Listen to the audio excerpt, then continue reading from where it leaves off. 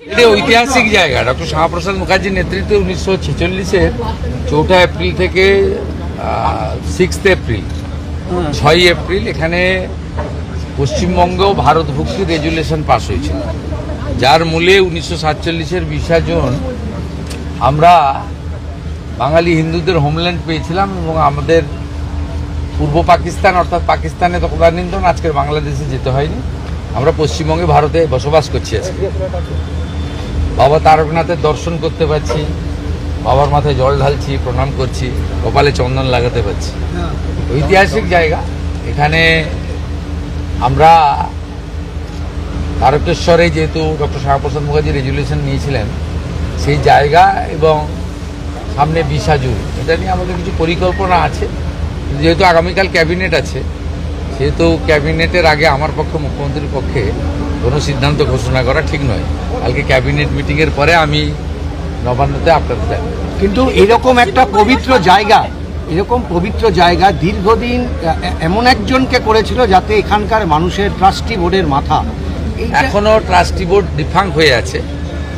আমি আজকেই মাননীয় মন্ত্রী অগ্নিমিত্রা পাল এবং প্রধান সচিবকে নির্দেশ দেব যে এখানে একজন এডিএম আছেন অনুজ প্রতাপ, তাকে আমরা প্রশাসক করছি।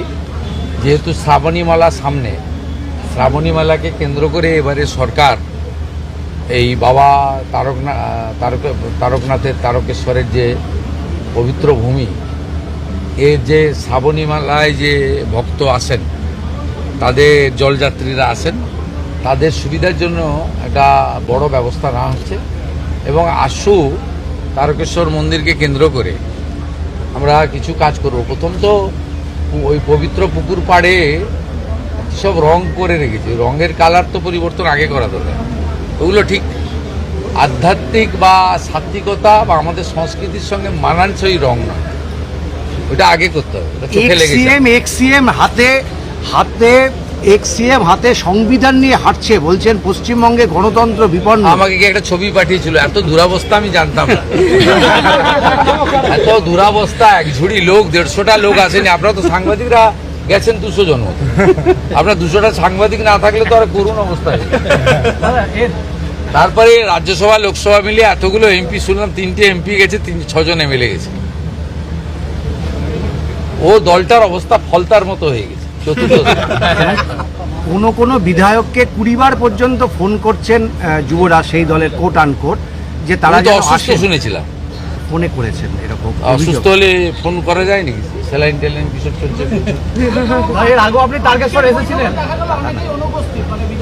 আরে আমি তারকেশ্বর ধামে একবার নয়, রাম মন্দির মাথায় নিয়ে খালি পায়ে হেঁটেছি গোটা তারকেশ্বর। এর আগে পাথর বৃষ্টি হয়েছিল বিজেপির র্যালিতে। আপনি জানেন না, এখানে যেদিন ওই যেটাকে লোক হারিয়ে দিয়েছে 31,000 ভোটে, ও রাম মন্দিরকে অপমান করেছিল, আমি খালি পায়ে গোটা তারকেশ্বর শহর আমার হাঁটা আছে 4 কিলোমিটার।